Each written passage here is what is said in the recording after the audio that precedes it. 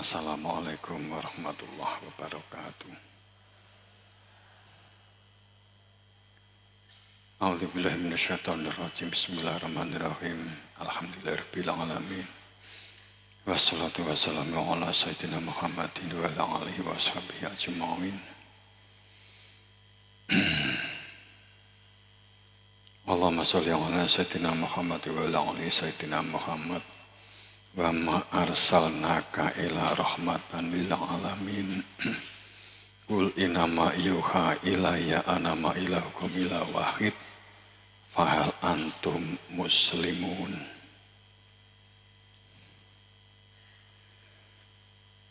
Jamaah rahimakumullah kakung semamana putri, rahimakumullah yang dirahmati Allah. Semuanya, dari semua kelompok, semua umur, para yai, masai. Pertama kita memunajkan rasa syukur kepada Allah Subhanahu wa Ta'ala.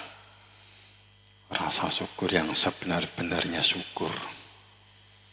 Syukur yang mengimplementasikan wa ta'adzana rabbukum la'in syakartum la'azidannakum wal. Syukur yang benar-benar memberi satu perspektif, gambaran bahwa kita dilahirkan di muka bumi melalui perut sang ibu dalam keadaan tidak mengerti, dalam keadaan tidak tahu apa-apa. Min butuni ummahatikum, kamu dilahirkan dari ibumu dalam pengertian sama sekali belum tahu apa-apa, tidak tahu apa-apa.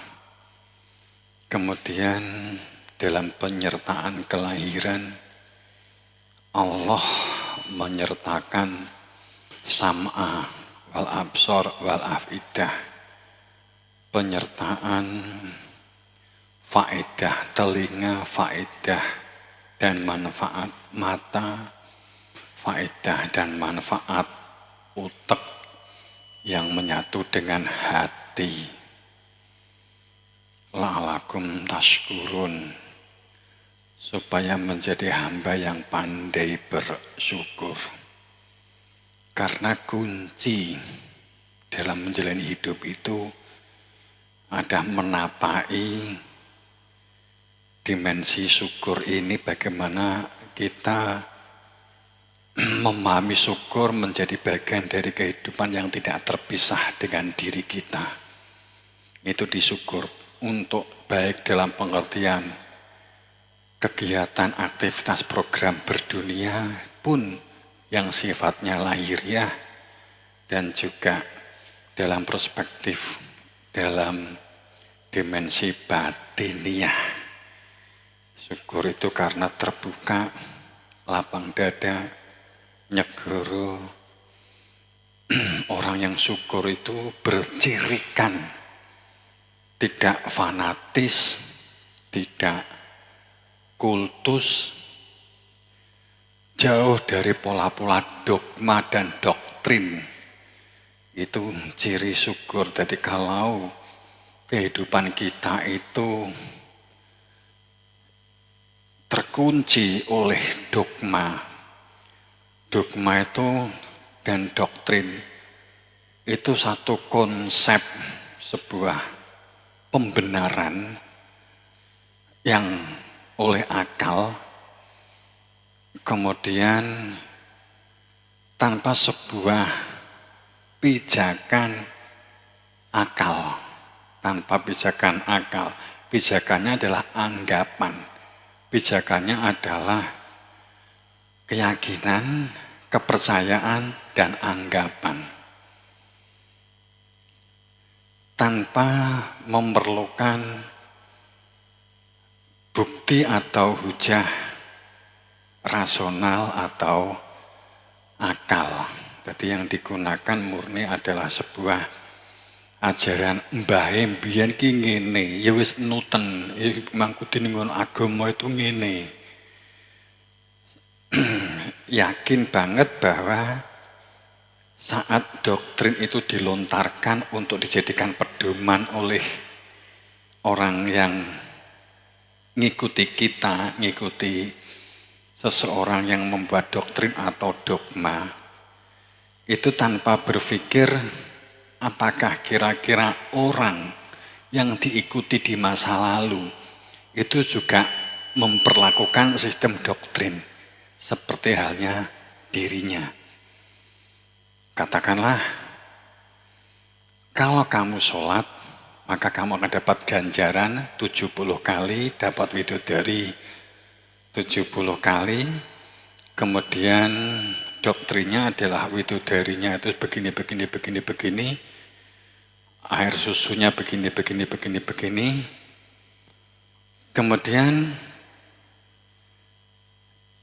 pijakannya hanya sebuah anggapan, berpikir bahwa para Nabi Muhammad dan para Rasul itu risalahnya adalah risalah doktrin, risalahnya adalah risalah anggapan, mengabaikan kalimat bahwa yu'minuna billah wal yaumil akhir itu benar-benar diabaikan.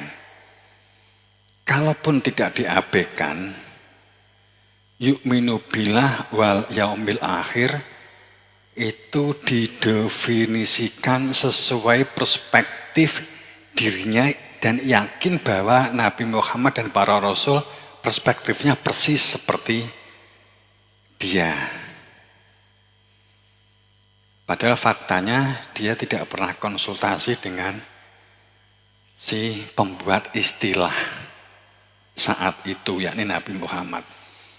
Saat Nabi Muhammad menghentikan bahwa prasyarat disebut orang soleh dan solehah pertama itu adalah yu'minu billah. Kemudian definisinya dikatakan bahwa iman kepada Allah. Iman kepada Allah itu gimana? Percaya Allah itu ada. Itu menafikan sebuah kalimat al-awaluddin, pangkal pokok kehidupan beragama itu makrifat, itu dinafikan. Sebenarnya sudah gugur dengan rumus bahwa al-awaluddin, awal pokok kehidupan beragama itu adalah makrifat. Kalau kita ngomong makrifat tidak ada kata lain berarti rasional. Makanya di surat Yunus 100 saat berbicara iman tidak menggunakan akal itu adalah kejahilian. Kemudian di ayat itu juga disebutkan bahwa duka marahnya Tuhan bagi mereka yang telah diberi akal dan hati tapi tidak digunakan untuk berpikir dan menggunakan hati nurani, hanya ditempatkan sebagai anggapan. Rijasaladina layak kilun, duka Tuhan pada saat seseorang beragama tapi tidak menggunakan akal. Yang digunakan adalah anggapan. Sekali lagi ini menafikan atau mengabaikan rumus makrifat billah. Dan faktanya kehidupan itu jika tidak makrifat itu adalah fasek. Adalah fasek. Pengen terus contoh nih, pengen tahu apa? Kowe buka restoran. Kowe jadi koki. Tapi kowe gak roh bawang, gak roh brambang, gak roh uyah, tapi wani buka dan berani menjadi koki. Nek ditegur, kok rasane gak karo-karuan begini, kok rasane orang ngalorang itu orang munggah, orang meduk. Itu kemudian karena doktrin marah. Ya wis ngene iki, garek mangane cerewet. Itu namanya doktrin. Itu namanya dogma. Jadi ini pembeli mbok dogma, wijik gelem tuku di warungmu enggak? Wis nek di dogma kaya ngono jek di warung apa Kak? Enggak toh? Lah nek agama kok jek mbok nut.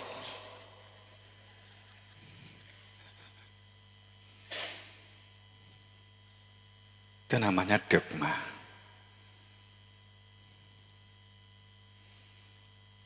Walaupun mungkin diiming-iming kowe pokoknya gelem tuku ndik kene tak kei diskon. Cek mani mangan di kono tetap enggak gelem. Jadi sistem jualannya adalah menjual dogma. Menjual doktrin. Sesungguhnya agama kita itu beredar karena dogma dan doktrin. Selama ini. Jadi dari cindil sampai cendol itu semuanya sistem yang digunakan adalah dogma. Ning mergo pesertamu itu enggak akeh, audiennya yang tahu kebenaran itu enggak banyak. Bisa jadi kita kan larut, kan enggak penak. Aku ki mung kelas apa, mung tamat SD, mung tamat SMP, lah kono iki sing dokter profesor wae mosok gak iso nyentuh kuwi kan gitu kan? Gak pedi kan gitu kan? Podo.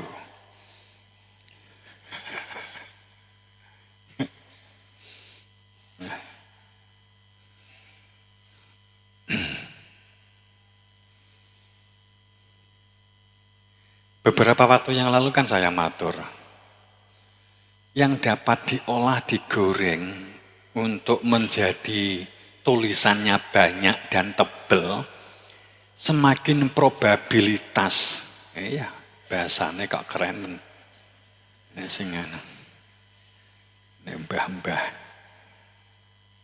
Pada saat kemungkinan itu semakin banyak, sehingga menjadikan sebuah narasi itu juga semakin panjang. Narasinya itu semakin panjang. Semakin panjang itu memungkinkan untuk dibuat sebuah kitab atau buku. Jadi sedang kalau sesuatu itu yang sifatnya pasti, narasinya enggak banyak. Ilmu garam itu enggak ada satu lembar, satu paragraf selesai. Ilmu garam adalah ambil garam, masukkan ke mulut, selesai. Titik. Kalau kamu masak, ambil garam, dimasukkan. Kan itu selesai. Itu kalau pasti. Tapi kalau opini, kalau wawasan, yang bisa menjadi disertasi, yang bisa menjadi skripsi, yang bisa menjadi tesis, itu adalah sesuatu yang sifatnya belum jelas. Jadi definisi garam, ada garam Himalaya, ada garam warna merah, ada garam gunung, ada garam dibahas satu persatu. Kan begitu. Tapi sing nulis yuk ora roh wujude garam. Nek gawe nek masak asinnya ternyata nganggo keringet. Disimpulkan bahwa keringat itu juga mengandung garam. Berarti bisa digunakan untuk masak kan gitu. Umpamane begitu, umpamane kelek.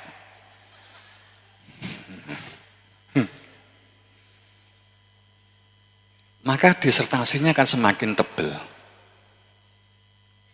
Tesisnya semakin banyak. Tapi kalau yang sifatnya pasti, nggak laku. Ilmu kenabian itu begitu, karena sesuatu sifatnya pasti, nggak laku. Nggak bisa diolah.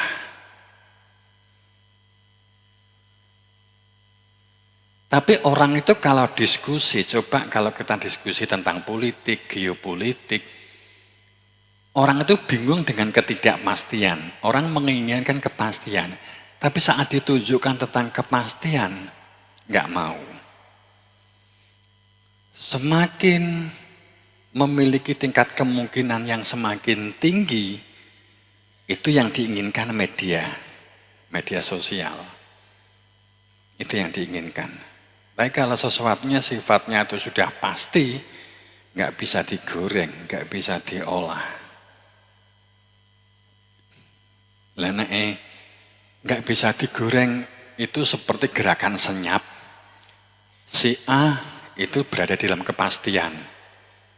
Diem, mung emplok enek panganan diemplok, enek jajan dipangan, ya ruruh kewarken ngono tok aja. Itu nggak asik, nggak kena dibahas. Tapi nek enek sing mangan, sing ilate kicat-kicat, mangan ilate kecokot, kan gitu. Mergo nyisihne ilat. Itu sing dibahas sesuatu yang sifatnya tidak pasti. Kehidupan itu juga begitu.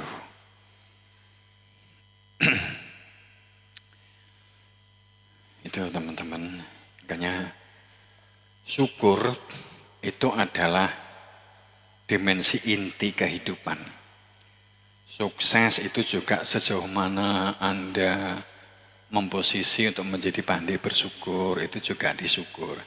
Tapi intinya syukur, apa? Kenapa? Supaya kita itu oleh Allah diperintahkan untuk taskurun. La'alakum taskurun. Diperintahkan untuk menjadi manusia yang bersyukur. Supaya takwa.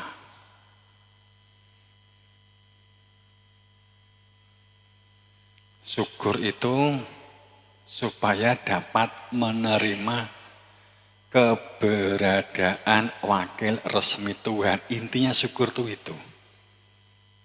Inti beragama itu bukan Islam rahmatan lil alamin. Kowe nek ngrungokne pidato, ngrungokne dai, dakwah, Islam itu rahmatan lil alamin. Gitu. Golekno hadise enek enggak? Golekno Quran enek enggak? Ora enek. Kowe lak mau melok-melok tok. Yang ada itu arsalna rahmatan lil alamin. Agama itu dikatakan rahmatan lil alamin itu hanya karena ada Rasul. Jika Rasul nggak ada rahmatan lil alamin.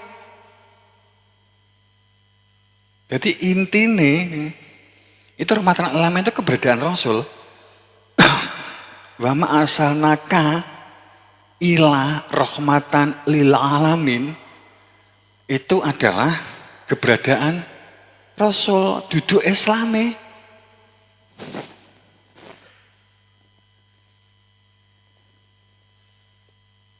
Ini sing beredar kan Islam rahmatan lil alamin. Itu di Anbiya. Di Quran surat Anbiya 107 itu. Kemudian 108-nya terungkap dengan begitu gamblangnya. Fahal antum muslimun. Antum muslimun, kowe itu disebut orang Islam kapan? Antum, kamu muslim kapan? Saat kamu itu kena rahmatan lil alamin itu tadi, saat kamu itu menjadi bagian dari semesta yang berada di dalam dimensi rahmatan lil alamin, tapi rahmatan lil alamin itu hanya jika kamu itu bertatap muka ketemu dengan Rasul. Jika enggak, ya enggak entuk rahmatan lil alamin. Prasyaratnya ilahi nuhi la ilaha ilah huwa. Prasyaratnya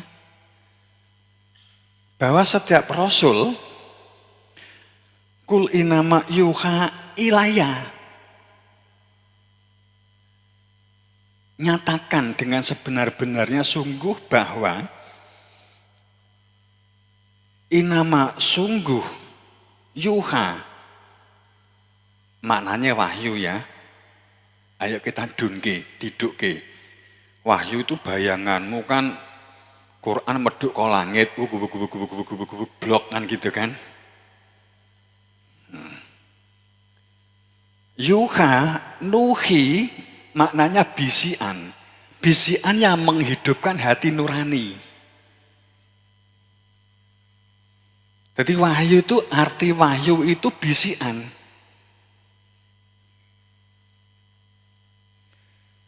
Terjemahkan menjadi talqin. Talqin kubur. Jadi talqin itu bukan modin ngandani si mayit yang akan dipendem, enggak. Jadi pada saat dikatakan bahwa nuhi yuha ilaya,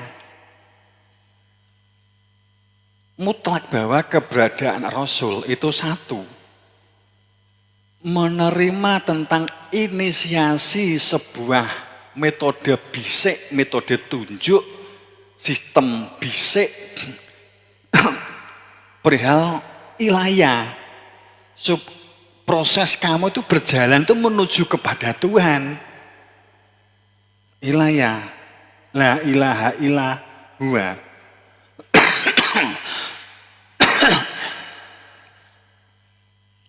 Ilahukum ilah wahid, itu disebut bertauhid.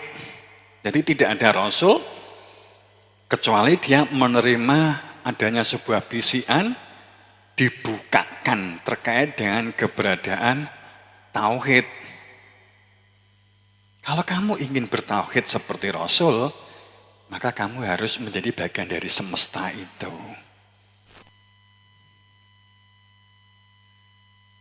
Wes, jelas toh? Jelas ya? Kurang jelas? Jelas toh? Aku rada tantak mergo iki kan gak di ini tadi kursinya juga sama, aku mengarep rene atau bidang tim.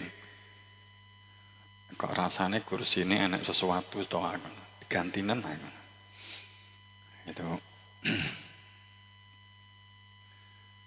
jadi teman-teman prasyarat jadi rahmatan lil alamin ternyata bukan masalah Islamnya yang rahmatan lil alamin. Ternyata sebab musabab disebut kehidupan itu rahmatan lil alamin itu karena adanya hanya jika ada Rasul. Kalau nggak ada Rasul berarti tutup buku teman-teman. Berarti tutup buku.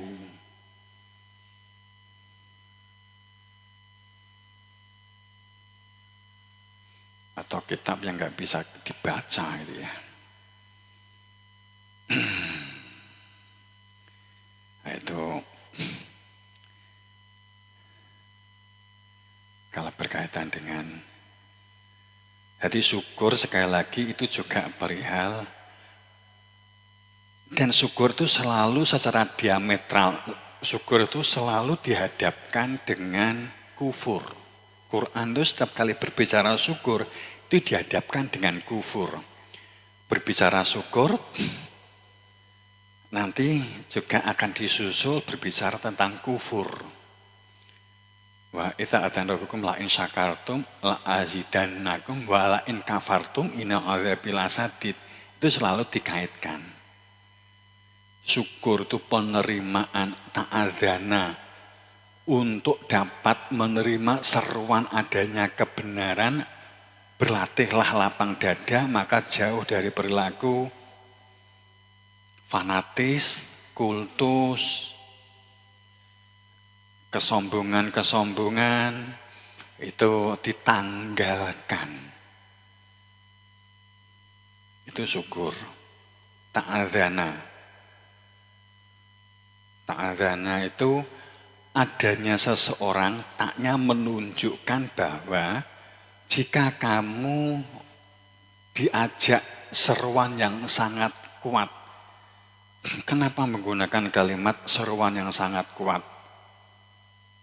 Karena itu bersentuhan dengan hati nurani, supaya berfungsi itu sebenarnya keinginan kuat nurani untuk adanya sesuatu yang dicintai di dalam hati nurani. Saat sesuatu yang dicintai itu telah diletakkan di dalam hati nurani, maka semua cinta-cinta yang lain minggir. Jadi ta'adzana rabbukum lain syakartum.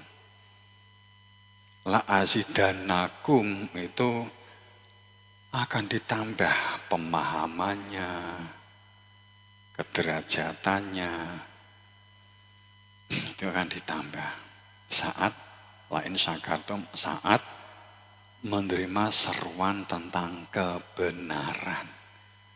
Tapi jika kafir itu selalu dihadapkan yang diingkari apa sih? Keberadaan Rasul, keberadaan risalah, otomatis keberadaan Rasul. Ini Quran loh ya, ini Quran, ini ayat. Jadi kita butuh latihan untuk menjadi manusia yang terbuka, lapang dada, nyegoro. Itu butuh latihan. Kalau kita jadi emak, duwe anak, sing dilatih ke anak kita, pendidikan kita, itu bagaimana supaya untuk menjadi manusia yang syukur. Tapi linknya syukur, integritas disebut syukur, integrasinya itu adalah kebenaran. Sehingga titik tertentu syukur itu adalah keberanian mengungkap keberadaannya adanya kebenaran. Sampai pada tingkat itu. Derivasinya kepada anak-anak kita yang masih SD, TK, itu adalah membuat metodologi sistem syukur. Terbuka, lapang dada. Kenapa? Sebuah konsekuensi mendidik. Kita ada sebuah sistem konsekuensi kepada anak kita, itu adalah ada konsekuensi organik, natural, ada konsekuensi yang melibatkan kita harus turun tangan jika tidak membahayakan orang lain dan pengguna yang lain, katakanlah makan umpamanya.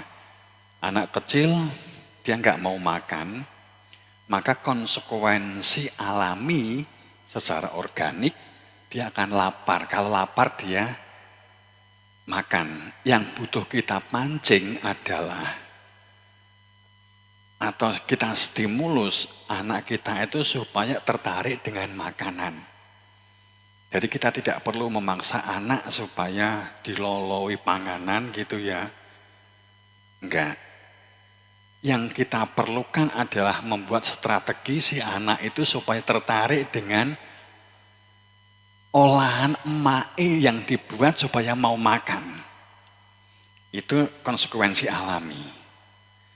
Akan tetapi, jika yang dilakukan anak dalam bermain itu membahayakan orang lain, maka ini orang tua harus terlibat.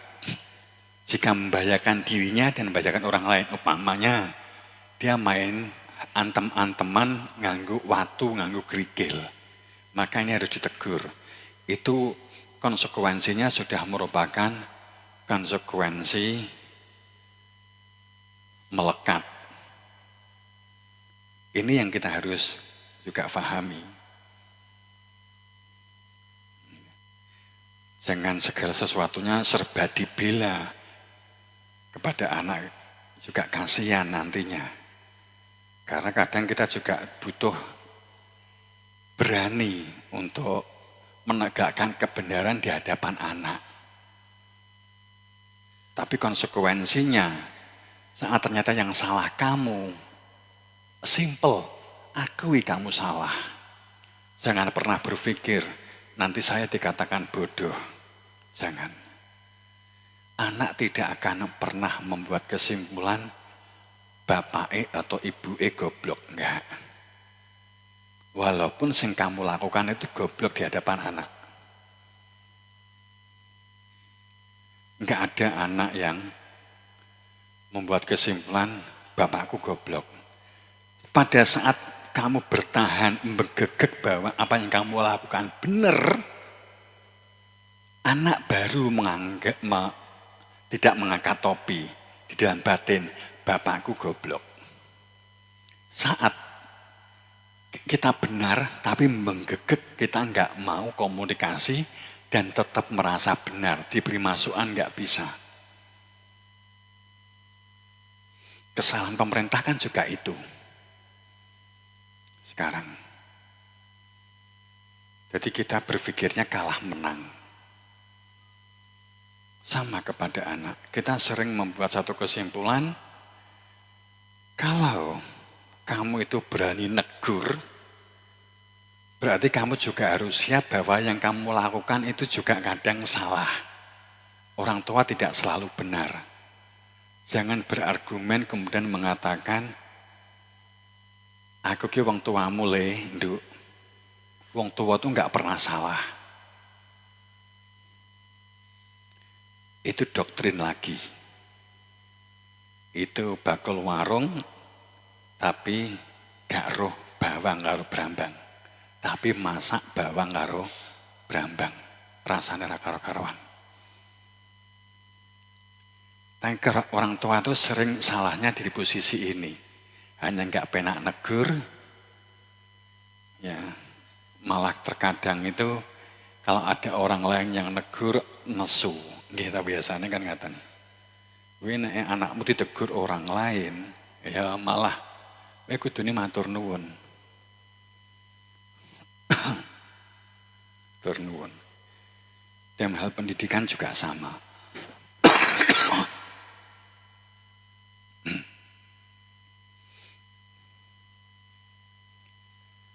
Silakan benahi anakmu, luruskan anakmu. Tapi kamu juga harus tahu konsekuensi. Jika kamu ternyata yang bengkok, anakmu ngelurusin, kamu harus berani terbuka.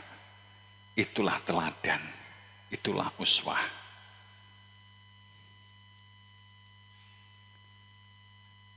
Kamu ngecak nih ini yang simpel ini, rumah tangga harmonis. Harmonis. Sekali lagi enggak ada anak yang menyimpulkan orang tua bodoh karena kesalahan yang kita lakukan. Jika kita mengakui kita yang salah. Ibuku kuwi keras. Tapi nek dilekne kok ternyata salah, dia bisa nerima kok. Kowe nek krungu lak seneng ta? Biasanya lak krungu enek wong komentar ngono ta. Iya bapakku jane bener, ning kaku watos. Tahu krungu ngono? Tahu ta?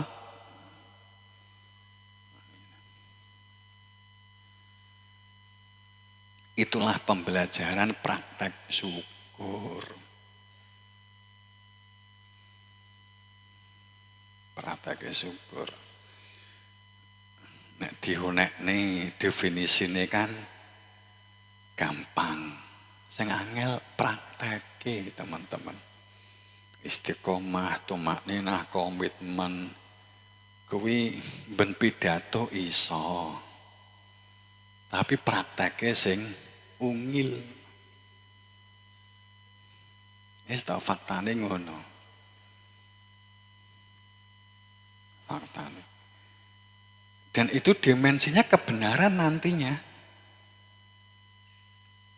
Kalau kamu suka membuli orang lain, kamu melihat orang lain itu SMS. Ya. Jadi suka melihat orang lain sengsara begitu. Ini biasanya goal settingnya, akhirnya ini menjadi manusia gagal.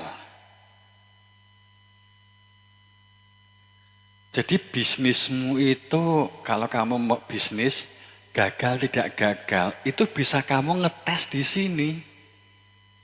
Kalau kamu ingin mengangkat karyawan, tes saja di pola-pola seperti ini. Tes saja di situ. Bagaimana syukurnya, bagaimana sholawat kemampuan meleburnya. Tes saja di situ. Wah ini nggak bakat ini harus dididik dulu ini kan gitu. Dites itu.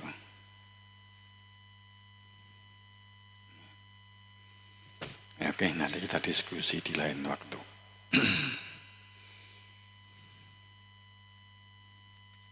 Banyak buku-buku motivasi ya, tahu banyak buku-buku itu.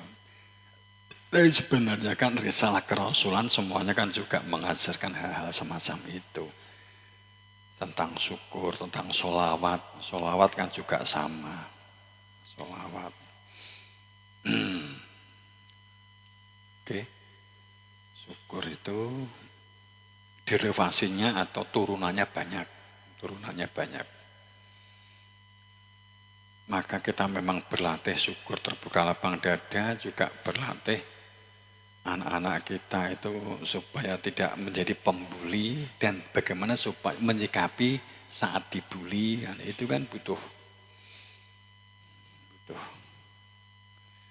pembelajaran yang diperlukan. Tapi yang jelas komitmen itu dapat diwujudkan melalui sebuah disiplin.